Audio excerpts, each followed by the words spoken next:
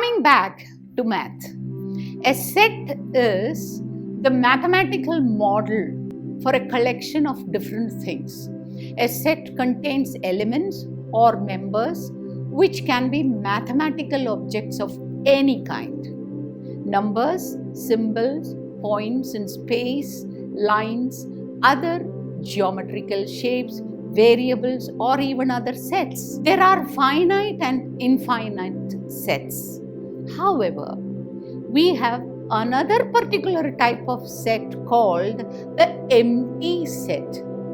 The empty set is the unique set having no elements such that its cardinality is zero.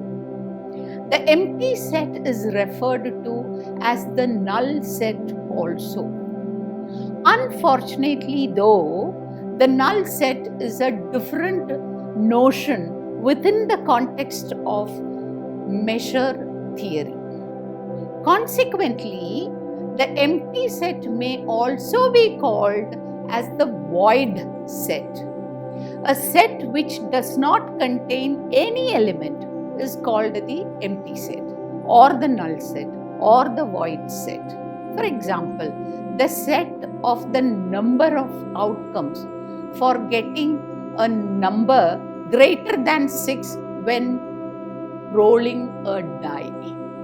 As we know, the outcomes of rolling a die are 1, 2, 3, 4, 5 and 6. Thus, the set with numbers greater than 6 here will be an empty set. That means there will be no elements and it is called an empty set. How does responsibility come in here?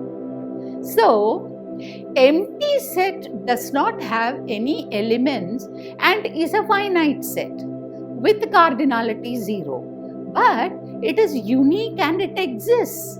Empty set is a subset of every set. So, a set does not become complete without the empty set. Thus, not being defined set, still it is part of every set.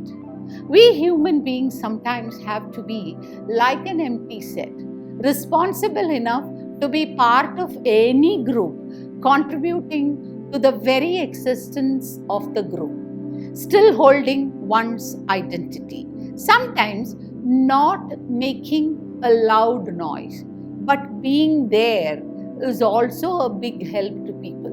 Empty sets just illustrate that the version of human beings where they can keep silent. There are some people who are irresponsible and they pretend to be present everywhere, making big show noise. Whereas people like empty sets are there when you need them, very responsible enough. You can try now the following questions.